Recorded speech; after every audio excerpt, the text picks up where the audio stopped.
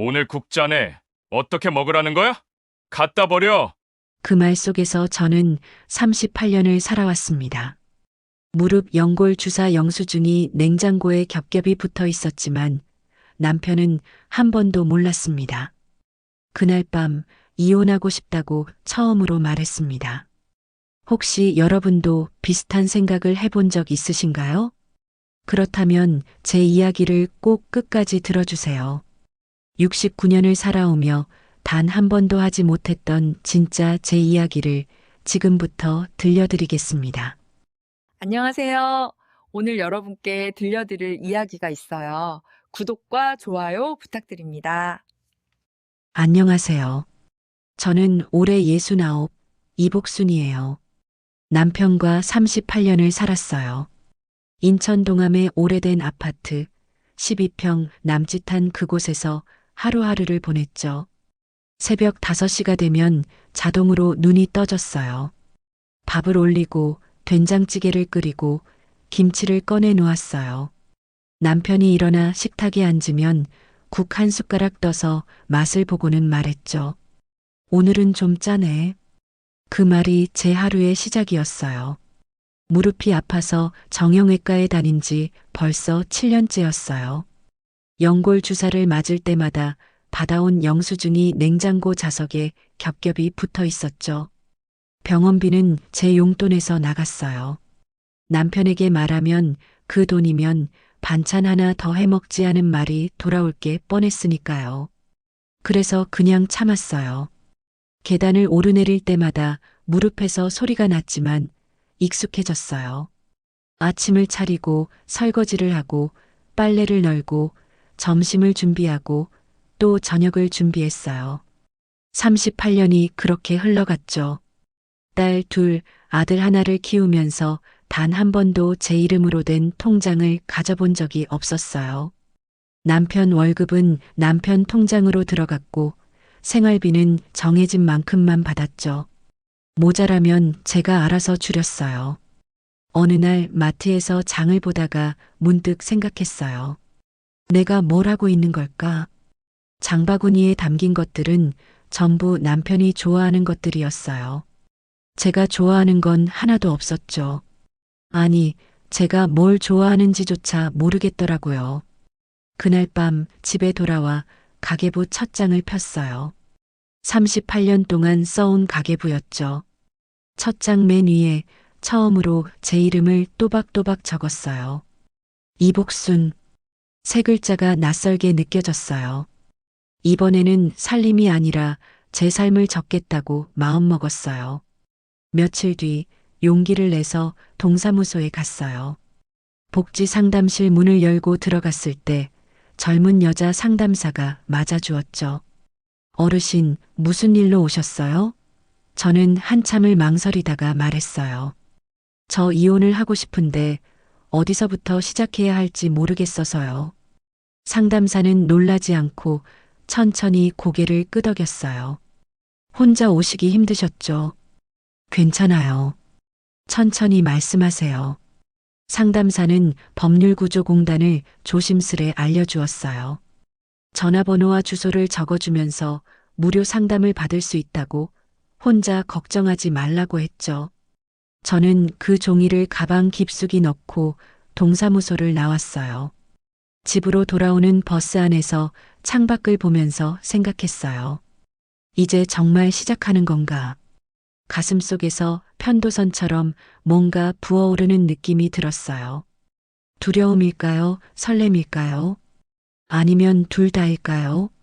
집에 돌아와서도 남편에게는 아무 말도 하지 않았어요. 저녁을 차리고 설거지를 하고 평소와 똑같이 하루를 보냈죠. 하지만 뭔가 달라진 게 있었어요. 싱크대 앞에 서 있는 제 손이 조금 떨리고 있었거든요. 그날 밤 남편이 먼저 잠들고 나서 조용히 가계부를 꺼냈어요. 38년치 가계부가 서랍에 차곡차곡 쌓여 있었죠. 1987년부터 2025년까지 노란색으로 바래진 가계부들을 하나씩 꺼내서 펼쳤어요. 매달 생활비 50만 원, 쌀값, 반찬값, 애들 학원비, 남편 옷가. 제 옷을 산 기록은 거의 없었어요. 가끔 명절 때 딸들이 사준 옷이 전부였죠. 2005년 3월 12일 딸 수진이가 대학에 합격한 날의 기록이 있었어요. 치킨 한 마리 18,000원. 그날 저는 치킨을 먹지 않았어요. 애들 먹는 걸 보는 게 좋아서 그냥 김치만 먹었죠. 2011년 9월 아들 결혼식 날의 기록도 있었어요. 예단 비용 300만 원. 그 돈은 제가 몇 년 동안 모아둔 돈이었어요. 남편은 그 돈을 당연하다는 듯이 받아갔죠. 가계부를 덮으면서 생각했어요. 38년 동안 나는 뭘 했을까? 밥을 해주고, 빨래를 해주고, 아이들을 키우고, 시댁 제사를 지내고, 그게 전부였어요. 그런데 누구 하나 고맙다고 말해준 적이 없었어요. 당연한 거니까요. 아내니까, 엄마니까, 며느리니까. 다음 날 아침 남편이 출근하고 나서 법률구조공단에 전화를 걸었어요. 손이 떨렸지만 꾹 참고 눌렀죠. 상담 예약을 하는데 목소리가 작게 나왔어요. 다음 주 화요일 오전 10시 예약이 잡혔어요. 전화를 끊고 나니 가슴이 두근거렸어요. 냉장고 문을 열었어요. 무릎 연골 주사 영수증들이 자석에 주렁주렁 붙어 있었죠. 하나씩 떼어내서 봉투에 넣었어요. 이것도 증거가 될까요? 38년 동안 제가 아팠다는 증거. 그런데 아무도 몰랐다는 증거. 창밖을 보니 동네 슈퍼 앞에서 할머니들이 모여 이야기를 나누고 있었어요. 저도 가끔 그 자리에 섰었죠. 남편 자랑, 자식 자랑을 들으면서 그냥 웃고만 있었어요. 제가 할 이야기는 없었거든요. 이제는 달라질 거예요. 제 이야기를 할 거예요. 69년을 살았는데 이제야 제 이름으로 살아보려고 해요. 그런데 말이에요. 38년을 함께 산 사람과 헤어진다는 게 정말 가능한 일일까요? 화요일 아침이 왔어요. 법률구조공단에 가기로 한 날이었죠. 그런데 새벽에 남편이 말했어요. 오늘 저녁에 동생 온대. 고등어 조림 해줘. 저는 아무 말 없이 고개만 끄덕였어요. 상담 시간을 오후로 미뤄야 했어요. 아침을 차리고 설거지를 마친 뒤 시장에 갔어요. 인천 동암시장 38년 동안 일주일에 3번씩 다닌 곳이에요. 건어물 코너 단골 아주머니가 반갑게 웃으며 말했죠. 언니, 오늘은 뭐 사러 왔어? 멸치 좀 보여줘. 2kg 살 거야. 아주머니가 저울에 멸치를 담으면서 말했어요. 요즘 멸치값이 장난 아니야. 작년보다 거의 2배야. 저는 웃으면서 대답했어요. 그래도 사야지 뭐. 그런데 속은 비어 있었어요. 멸치 2kg면 시댁 제사 한 번 치르기에 딱 맞는 양이거든요. 다음 달이 시아버지 기일이었어요. 벌써 23년째 제사를 지내고 있었죠. 장을 보면서 머릿속으로 계산했어요. 고등어 2마리, 무 1개, 멸치 2kg, 두부세모. 5만 원이 좀 넘었어요. 이번 달 생활비에서 얼마나 남았더라. 계산기를 두드리는 제 손가락이 자동으로 움직였어요. 38년 동안 익숙해진 동작이었죠.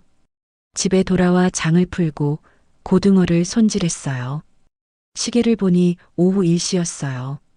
법률구조공단 상담 시간은 3시로 미뤄뒀죠. 서둘러 고등어 조림을 만들고 밥을 했어요. 저녁 준비를 다 해놓고 나서야 외출복으로 갈아입었어요. 법률구조공단까지 버스로 40분이 걸렸어요. 낡은 건물 3층에 있었죠. 계단을 오르는데 무릎에서 또 소리가 났어요. 상담실 문을 열고 들어갔을 때 50대쯤 돼 보이는 여자 변호사가 앉아 있었어요. 앉으세요. 어르신, 편하게 말씀하세요.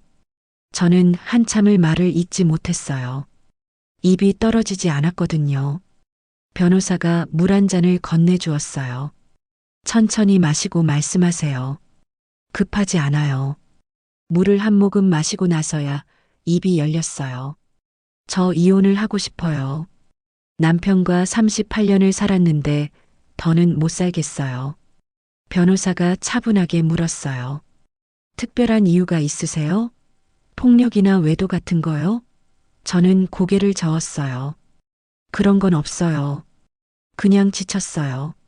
38년 동안 밥 짓고 빨래하고 제사 지내고 그게 전부였어요. 남편은 저한테 관심이 없었어요. 그냥 밥 해주는 사람. 그 이상도 이하도 아니었죠. 변호사가 고개를 끄덕이며 말했어요. 이해해요.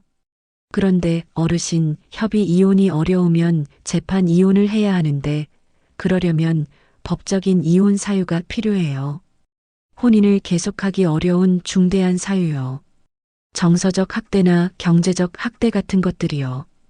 경제적 학대. 그 말을 듣는 순간 머릿속이 하얘졌어요.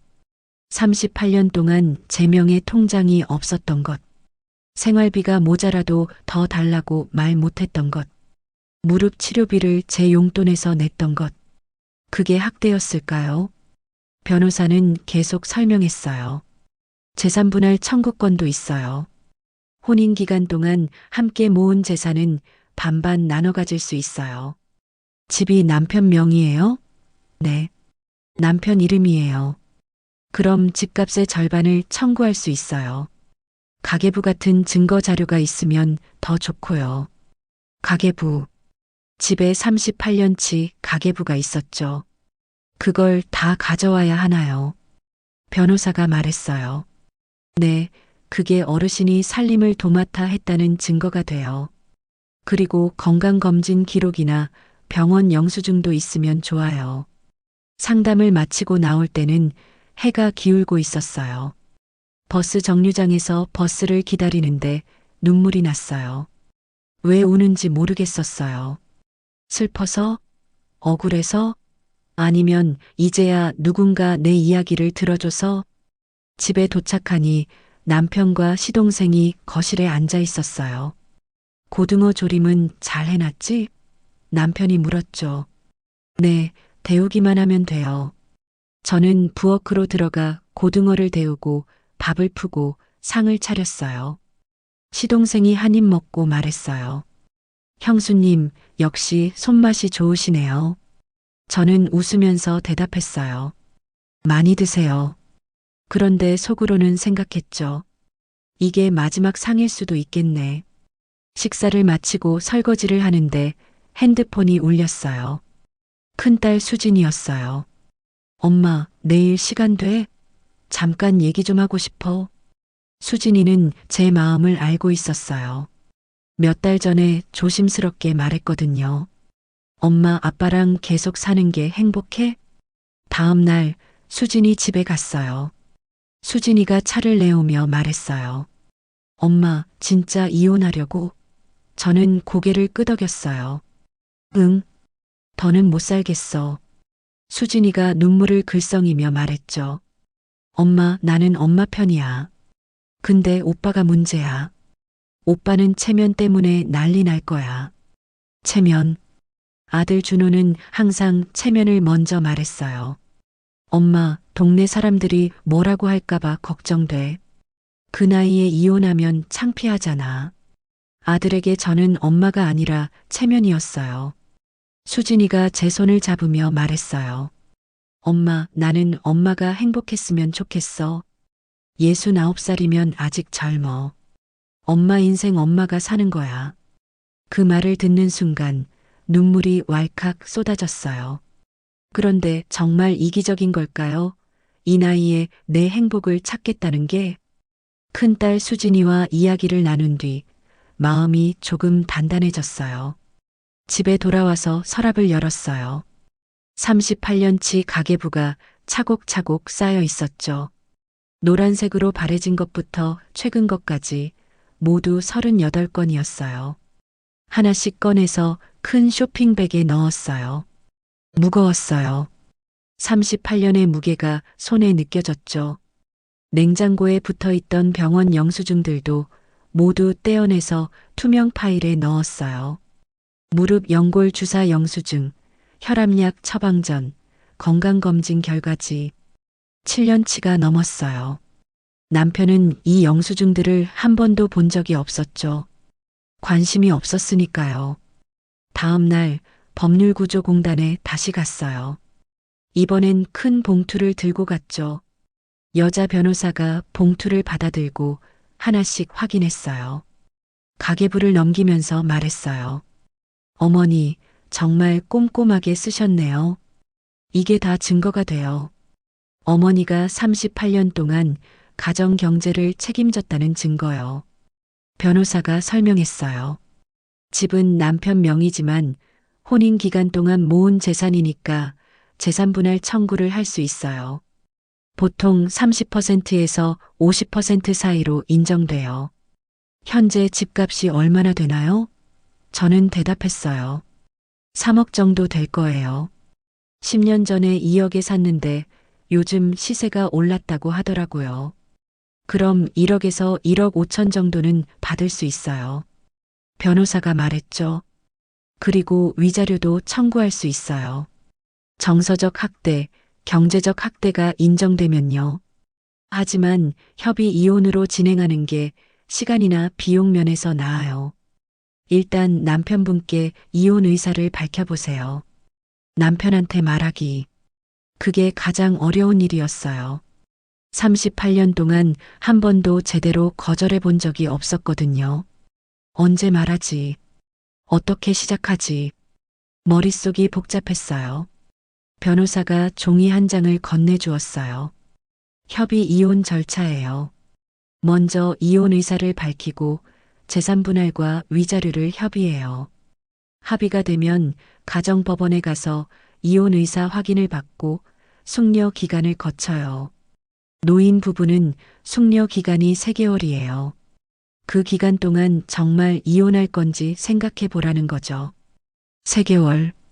길다면 긴 시간이었지만 38년에 비하면 아무것도 아니었어요.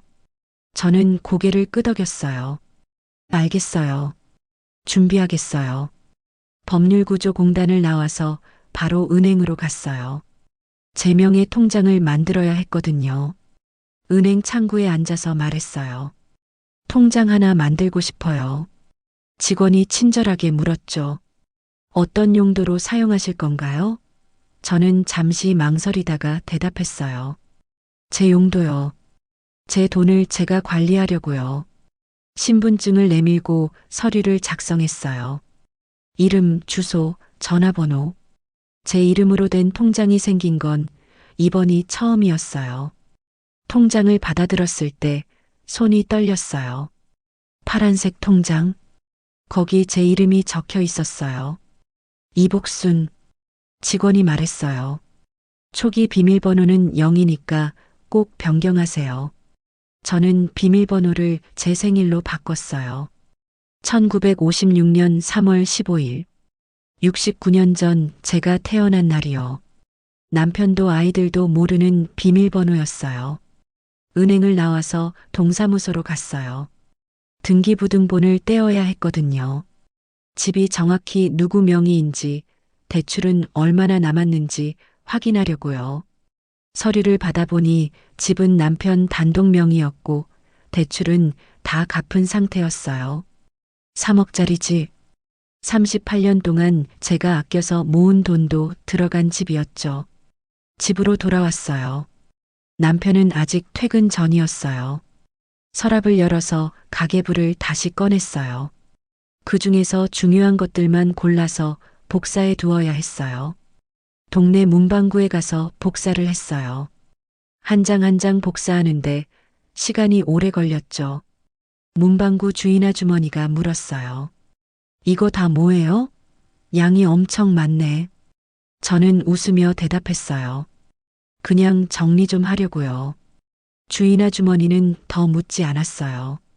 복사가 끝나고 봉투에 넣어서 집으로 왔어요. 저녁 준비를 하면서 생각했어요. 오늘 밤에 말해야 하나? 내일 말해야 하나? 아니면 모레? 계속 미루다가는 영영 못할 것 같았어요. 결심했어요. 오늘 밤에 말하자. 저녁을 먹고 남편이 소파에 앉아 TV를 보고 있었어요. 저는 설거지를 마치고 거실로 나왔어요. 심호흡을 한 번 하고 입을 열었어요. 여보, 할 말이 있어요. 남편이 TV에서 눈을 떼지 않은 채 대답했죠. 뭔데? 저 이혼하고 싶어요. 그 말이 입 밖으로 나오는 순간 세상이 멈춘 것 같았어요.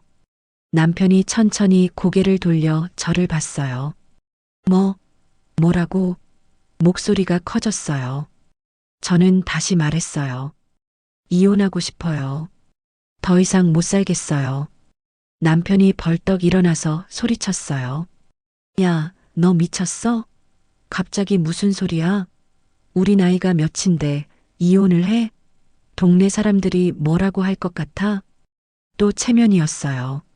남편도 아들처럼 체면부터 걱정했죠. 저는 차분하게 말했어요. 38년 동안 밥 짓고 빨래하고 제사 지내고 살았어요. 근데 당신은 한 번도 고맙다고 안 했어요. 제가 아파도 관심 없었고요. 이제 지쳤어요. 남편이 손을 휘저으며 말했어요. 그게 이혼 사유가 돼? 내가 때린 적 있어? 바람 핀 적 있어? 밥 굶긴 적 있어? 다 해주지 않았어? 생활비 줬잖아. 생활비를 준 게 다예요? 저는 목소리를 높였어요. 38년 동안 제 명에 통장 하나 없었어요. 제가 뭘 좋아하는지도 몰랐잖아요. 저는 그냥 밥 해주는 사람이었어요. 당신한테는요. 남편이 한참을 저를 쳐다보다가 방으로 들어가 버렸어요. 쾅 소리를 내며 문을 닫았죠. 저는 거실에 혼자 남았어요. 온몸이 떨렸어요. 말했어요. 드디어 말했어요. 그날 밤 잠을 한숨도 못 잤어요. 방에서는 남편의 코 고는 소리가 들렸어요. 평소처럼 잘 자고 있었죠. 저는 소파에 앉아서 창밖을 봤어요. 동이 트고 있었어요. 핸드폰이 울렸어요. 아들 준호였어요. 엄마, 아빠한테 전화 왔어. 진짜 이혼하려고? 미쳤어? 동네에서 뭐라고 할지 생각 안 해봤어? 역시나 체면 걱정이었죠. 저는 차분하게 대답했어요. 준호야, 엄마도 엄마 인생이 있어.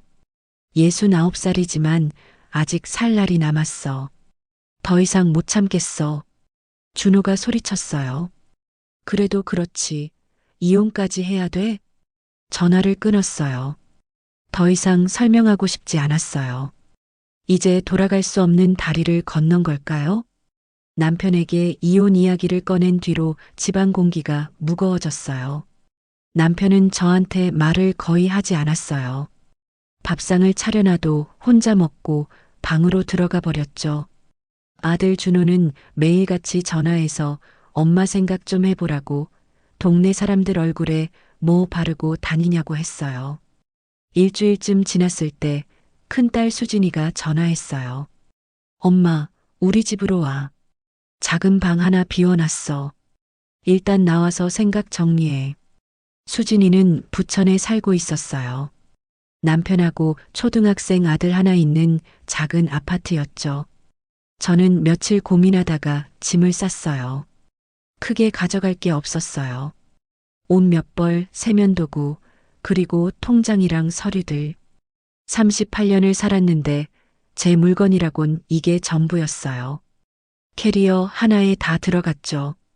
남편에게 말했어요. 며칠 딸 집에 갔다 올게요. 남편은 대답도 안 했어요. 그냥 신문만 보고 있었죠. 현관문을 나서는데 뒤를 돌아봤어요. 38년을 산 집, 새벽마다 밥을 지었던 부엌, 빨래를 널었던 베란다. 그런데 이상하게도 아쉬움이 별로 없었어요. 오히려 가벼웠어요. 수진이 집에 도착했어요. 작은 방 하나를 제게 내줬더라고요. 수진이가 말했어요. 엄마, 여기서 편하게 쉬어. 준호 오빠 전화 오면 내가 받을게. 엄마는 신경 끄고 있어. 수진이 손을 꼭 잡아줬어요. 그 손이 따뜻했어요. 첫날 밤 작은 방에 누워 있는데 이상했어요. 누가 깨우지 않는데도 새벽 5시에 눈이 떠졌어요. 38년 동안 몸에 밴 습관이었죠. 일어나서 부엌으로 가려다가 멈췄어요. 아, 밥을 안 해도 되는구나. 남편 국간을 맞추지 않아도 되는구나. 다시 방으로 들어와 창문을 열었어요. 햇살이 들어왔어요. 수진이 집은 남향이라 아침 해가 환했어요. 우리 집은 북향이라 하루 종일 어두웠는데요. 창가에 앉아서 한참을 해를 봤어요. 따뜻했어요. 수진이가 아침을 차려줬어요. 간단한 토스트랑 우유였지만 맛있었어요. 수진이가 물었어요. 엄마, 오늘 뭐 할 거야? 저는 생각해보지 않았던 질문이었어요. 38년 동안 하루 일정은 정해져 있었거든요. 밥 짓고 설거지하고 빨래하고 장 보고 또 밥 짓고 그게 전부였죠. 잘 모르겠어. 그냥 쉴까봐. 수진이가 웃으며 말했어요. 엄마, 복지관 프로그램 알아봐. 요즘 어르신들 글쓰기 수업도 있고 요가도 있고 그림 그리기도 있대. 한번 가봐. 점심을 먹고 혼자 집 근처를 걸었어요. 부천 중동. 제가 38년 동안 산 인천 동암과는 분위기가 달랐어요. 사람들이 많았고 카페도 많았어요. 복지관 건물도 보였죠. 중동 노인복지관이라고 큰 간판이 붙어 있었어요. 들어가 볼까 망설이다가 문을 열었어요. 1층 안내데스크에 젊은 여자 직원이 앉아 있었어요. 어르신, 어떻게 오셨어요? 저는 조심스럽게 말했어요. 저 프로그램 같은 거 알아보러 왔어요. 직원이 팸플릿을 꺼내 주었어요. 여기 이번 달 프로그램이에요. 글쓰기 수업은 매주 화요일 오전 10시고요. 요가는 수요일, 옥상 텃밭 가꾸기는 목요일이에요. 관심 있으신 거 신청하시면 돼요. 글쓰기 수업. 제목을 보는 순간 마음이 끌렸어요. 내 인생을 쓰는 시간이라고 적혀 있었어요. 이거 신청하고 싶어요. 직원이 신청서를 내밀었어요. 이름, 나이, 전화번호를 적었어요. 이복순, 69세. 신청서를 내고 나오는데 2층에서 사람들 웃는 소리가 들렸어요. 계단을 올라가 봤어요. 강의실 문이 열려 있었고 할머니들이 모여 앉아서 뭔가를 쓰고 있었어요. 다음 주 화요일 저도 저기 앉아 있겠죠. 복지관을 나와서 걷다가 옥상 텃밭 안내판을 봤어요. 옥상으로 올라가 봤어요. 작은 텃밭들이 구획으로 나뉘어 있었어요. 어떤 칸에는 상추가 자라고 있었고 어떤 칸에는 고추가 심어져 있었어요. 할아버지 한 분이 물을 주고 계셨어요. 저도 텃밭 분양받을 수 있어요? 할아버지가 고개를 돌리며 말했어요. 1층 가서 신청하면 돼요. 한 칸에 10,000원이에요. 10,000원. 38년 동안 시장에서 채소 사느라 쓴 돈에 비하면 아무것도 아니었어요. 다시 1층으로 내려가 텃밭 분양도 신청했어요. 직원이 말했어요. 목요일 오전에 오시면 모종 나눠드려요. 상추, 고추, 토마토 중에 고르실 수 있어요. 저는 상추를 선택했어요. 상추는 키우기 쉽다고 수진이가 말했거든요. 집으로 돌아왔어요. 수진이가 물었어요. 엄마, 어디 갔다 왔어? 복지관 다녀왔어. 글쓰기 수업이랑 텃밭 신청했어. 수진이가 환하게 웃었어요. 엄마 잘했어. 이제 엄마 하고 싶은 거 하는 거야. 저녁을 먹고 작은 방으로 돌아왔어요. 책상 위에 공책을 펼쳤어요. 수진이가 새 공책을 사다 줬거든요. 첫 장에 뭘 쓸까 생각하다가 적었어요. 2025년 10월 이복순의 하루. 그 밑에 오늘 한 일을 적었어요. 오전 7시 창문 열고 햇볕 쬐m. 오전 9시 산책. 오전 11시 복지관 프로그램 신청. 오후 2시 옥상 텃밭 구경.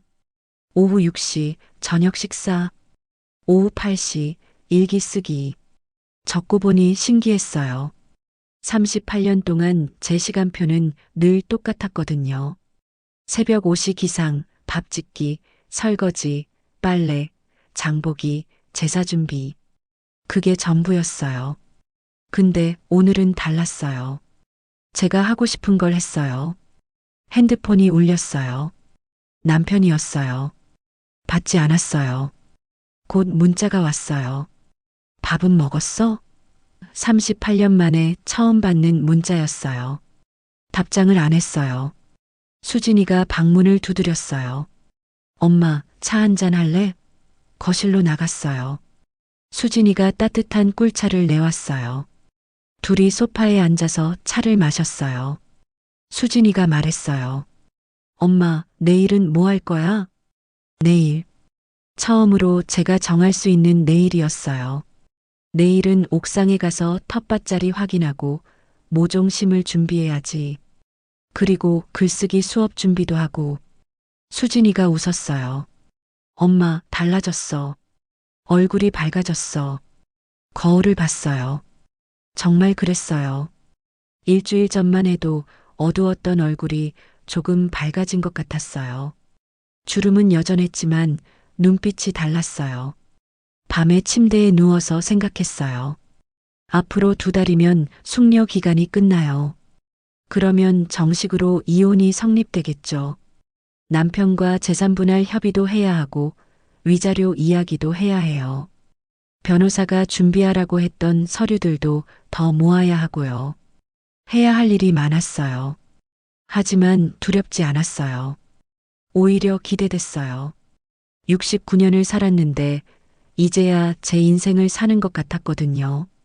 창문 밖을 봤어요. 달이 밝았어요. 내일도 해가 뜨겠죠. 그 해를 맞이하는 건 이제 제 선택이에요. 2달 뒤 저는 정말 혼자 설 수 있을까요? 복지관 글쓰기 수업에 처음 간 날 떨렸어요. 강의실에 들어가니 할머니들이 6명 앉아 계셨어요. 다들 저를 보고 웃으며 인사했어요. 어서 오세요. 여기 앉으세요. 낯선 사람들이었지만 따뜻했어요. 선생님은 40대쯤 돼 보이는 여자분이었어요. 오늘은 자기소개를 글로 써볼 거예요. 제목은 나는 누구인가예요. 자유롭게 쓰시면 돼요. 백지를 받아들고 한참을 멍하니 있었어요. 나는 누구인가? 69년을 살았는데 대답하기 어려운 질문이었어요. 펜을 들었어요. 천천히 적기 시작했어요. 저는 이복순입니다. 69세이고 38년 동안 아내였고 엄마였고 며느리였습니다. 그런데 저는 누구일까요? 이제야 찾아보려 합니다. 짧은 글이었지만 쓰고 나니 눈물이 났어요. 수업이 끝나고 할머니 한 분이 제 손을 잡았어요. 나도 비슷해요. 43년을 살았는데 남편이 작년에 세상을 떠났어요. 그제야 내가 누군지 생각하게 됐죠. 우리 비슷해요. 그 할머니 손이 따뜻했어요. 복지관을 나오는데 핸드폰이 울렸어요. 남편이었어요. 이번엔 받았어요. 여보세요. 남편 목소리가 들렸어요. 복순아, 나 좀 만나자. 이야기 좀 하자.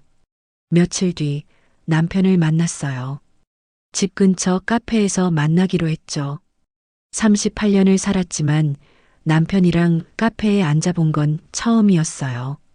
남편은 커피를 시키고 한참을 말이 없었어요. 저도 기다렸어요. 한참 뒤에 남편이 입을 열었어요. 미안해. 그동안 내 마음을 몰랐어. 그냥 당연한 줄 알았어. 내가 밥 해주고 빨래해주고 제사 준비하는 게 그게 아내의 역할인 줄만 알았어. 남편 목소리가 떨렸어요. 처음 보는 모습이었죠. 근데 말이야, 이혼은 좀 생각해봐. 우리 나이가 벌써 69이야. 지금 헤어지면 뭐하고 살아? 다시 잘해볼게. 진짜로. 저는 차분하게 말했어요. 당신 말이 맞아요. 우리 나이가 많죠. 근데 그래서 더 이혼하고 싶어요. 남은 시간이 얼마 없잖아요. 그 시간을 제 방식대로 살고 싶어요. 38년은 당신을 위해 살았어요. 이제는 제가 저를 위해 살 거예요. 남편이 고개를 떨구었어요. 한참을 그렇게 있다가 말했어요. 알겠어. 근데 재산 분할은 좀 합리적으로 하자. 집은 내가 30년 직장 다니면서 산 거잖아. 그때부터였어요. 남편의 본심이 나오기 시작했죠. 집을 산 돈이 당신 돈만 들어갔나요? 저는 목소리를 높였어요. 38년 동안 제가 생활비 아껴서 보탠 돈도 있어요. 애들 학원비 아끼려고 제가 직접 가르치고 외식 안 하고 집에서 해 먹고 제 옷 안 사고 그렇게 모은 돈이 얼마인데요? 남편이 답답하다는 듯 말했어요. 그래도 절반은 너무 많아. 한 30% 정도면 되지 않겠어? 역시나였어요. 미안하다던 말은 거짓이었어요. 재산을 지키려는 게 진짜 속마음이었죠. 더 이상 이야기하고 싶지 않았어요. 일어서서 나왔어요. 남편이 뒤에서 불렀지만 돌아보지 않았어요. 다음 날 변호사에게 전화했어요. 남편이 재산 분할 30%를 제시했다고 했죠. 변호사가 말했어요. 어머니, 그건 너무 적어요. 38년 혼인 기간이면 최소 40%는 받아야 해요. 협의가 안 되면 재판으로 가야 해요. 재판? 그 말을 듣는 순간 지쳤어요.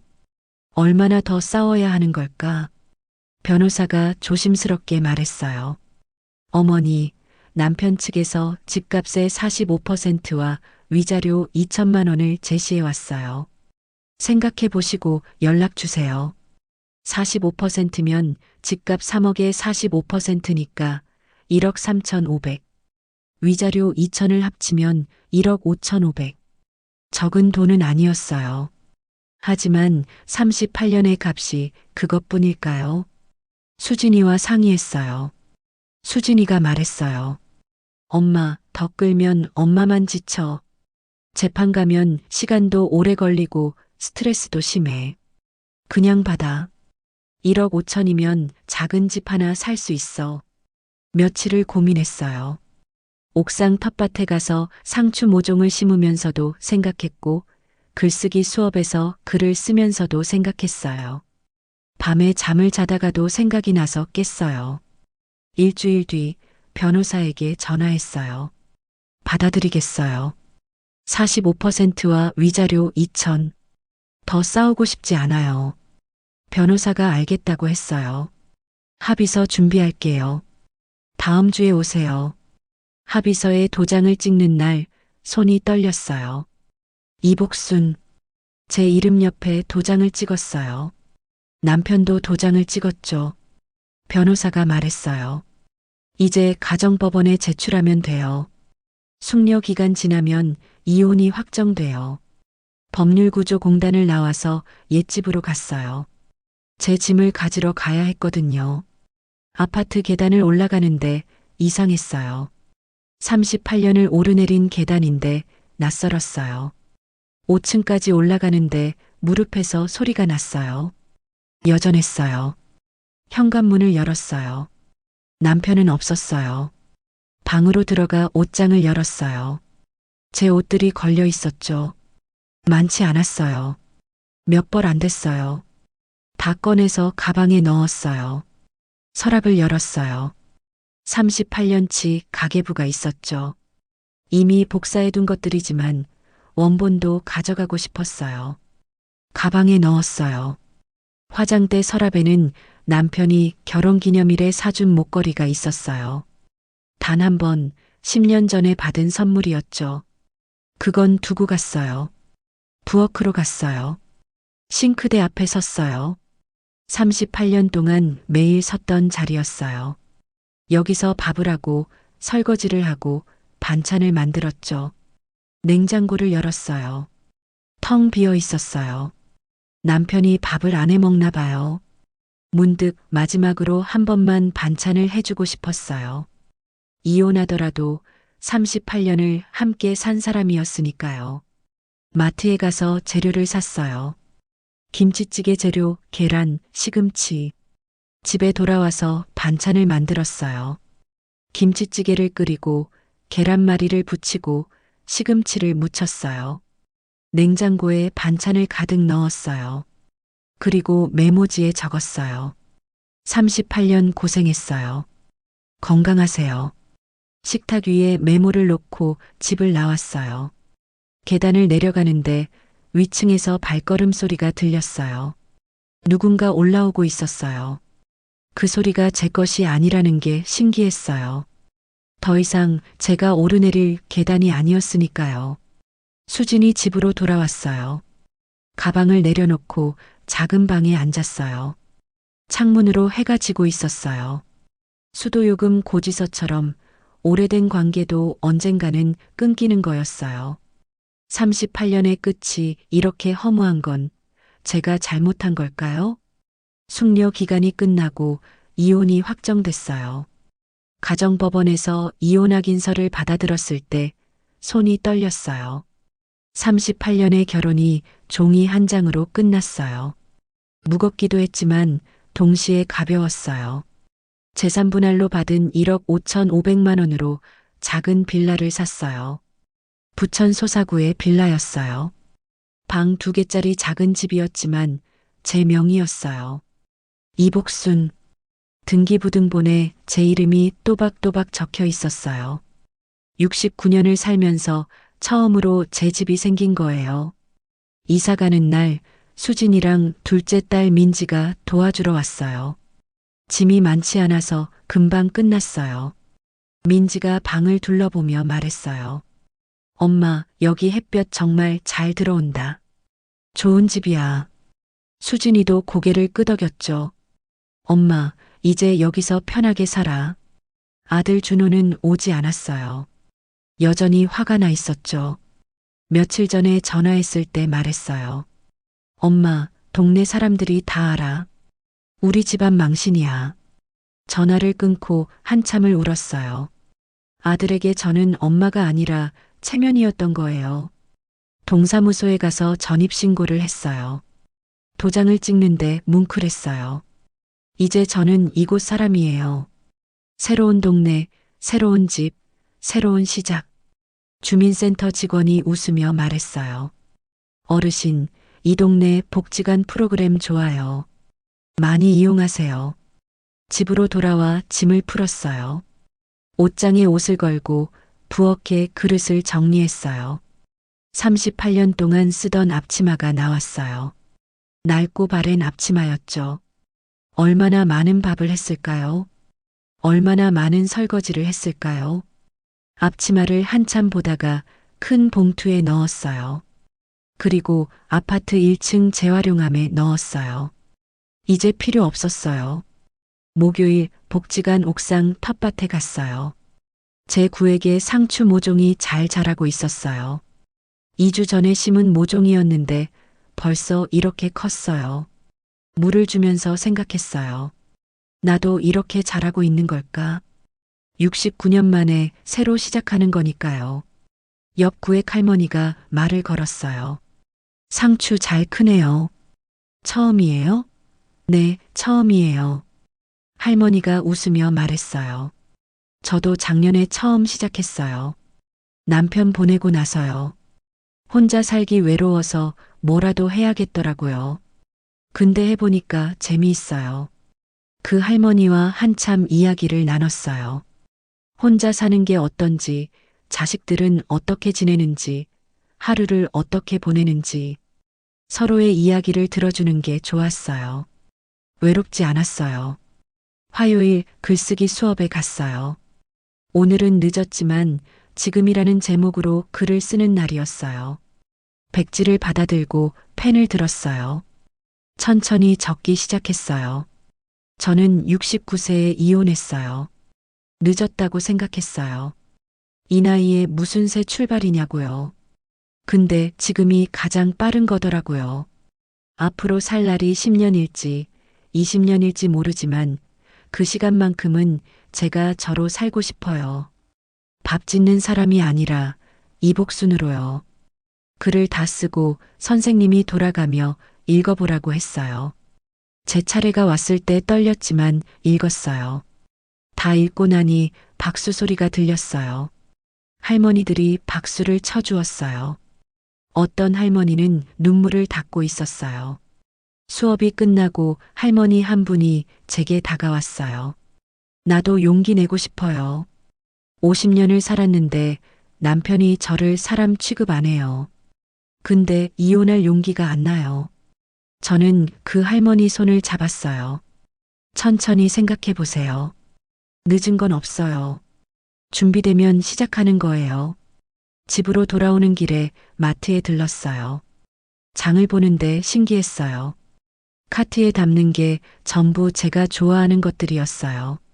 좋아하는 과일, 좋아하는 반찬, 좋아하는 과자. 38년 만에 처음이었어요. 저녁에 혼자 밥을 먹었어요. 간단하게 국 하나 끓이고 김치 꺼내고 밥 한 공기 덜었어요. 혼자 먹는 밥상이 쓸쓸할 줄 알았는데 그렇지 않았어요. 오히려 편했어요. 국이 짜도 괜찮았고 반찬이 없어도 괜찮았어요. 식사를 마치고 설거지를 하는데 창밖에 노을이 졌어요. 붉은 노을이 예뻤어요. 38년 동안 설거지를 하면서 노을을 본 적이 있었나요? 기억이 안 났어요. 너무 바빠서 볼 겨를이 없었던 거예요. 밤에 책상에 앉아서 하루 일정표를 적었어요. 요일별로 할 일을 적었죠. 화요일은 글쓰기 수업, 목요일은 텃밭 가꾸기, 금요일은 도서관 가기. 낯선 여백이 꽉 차 보였어요. 제가 채우는 시간들이었어요. 핸드폰이 울렸어요. 수진이었어요. 엄마, 잘 지내? 응, 잘 지내. 오늘 글쓰기 수업 갔다 왔어. 수진이가 말했어요. 엄마, 목소리가 밝아졌어. 정말 다행이야. 전화를 끊고 거울을 봤어요. 주름은 여전했지만 표정이 달랐어요. 무거운 짐을 내려놓은 것 같았어요. 69년을 살았는데 이제야 제 얼굴을 보는 것 같았어요. 남편에게서는 연락이 없었어요. 아들 준호도 연락이 없었죠. 괜찮았어요. 남은 인생은 제 속도로 살기로 했어요. 서로의 안부는 멀리서만 묻기로 했어요. 가끔 명절에 연락하는 정도면 충분할 거예요. 다음 날 텃밭에 가서 상추를 수확했어요. 첫 수확이었죠. 작은 상추 잎을 따면서 뿌듯했어요. 제가 심고, 제가 키우고, 제가 수확한 거예요. 집에 가져와서 씻어서 먹었어요. 싱싱하고 맛있었어요. 창가에 앉아서 상추를 먹으면서 생각했어요. 69년을 살았어요. 38년은 누군가의 아내로, 엄마로, 며느리로 살았어요. 이제 남은 시간은 이복순으로 살 거예요. 늦었다고 생각했지만 지금이 가장 빠른 거더라고요. 여러분께 말하고 싶어요. 나이는 숫자일 뿐이에요. 60이든 70이든 80이든 새로 시작할 수 있어요. 용기가 필요하긴 해요. 두렵기도 하고요. 근데 해보니까 할만해요. 혼자여도 외롭지 않아요. 제가 저를 돌보고 있으니까요. 만약 여러분도 지금 힘든 관계 속에 있다면 한번 생각해 보세요. 이대로 사는 게 맞는지 아니면 바꿀 수 있는지. 늦은 건 없어요. 준비되면 시작하면 돼요. 저처럼요. 저는 이제 복지관에서 글을 쓰고 텃밭에서 상추를 키우고 도서관에서 책을 읽어요. 제가 하고 싶은 걸 해요. 69년 만에 처음으로 제 삶을 살고 있어요. 시청자 여러분께 묻고 싶어요. 여러분은 지금 누구의 삶을 살고 계신가요? 혹시 여러분 자신의 삶을 살고 계신가요? 만약 아니라면 언제부터 여러분의 삶을 시작하실 건가요? 그리고 가족의 체면과 자신의 행복이 부딪힐 때 여러분은 어디에 손을 들어주시겠어요? 늦었다고 생각하지 마세요. 지금이 가장 빠른 거예요.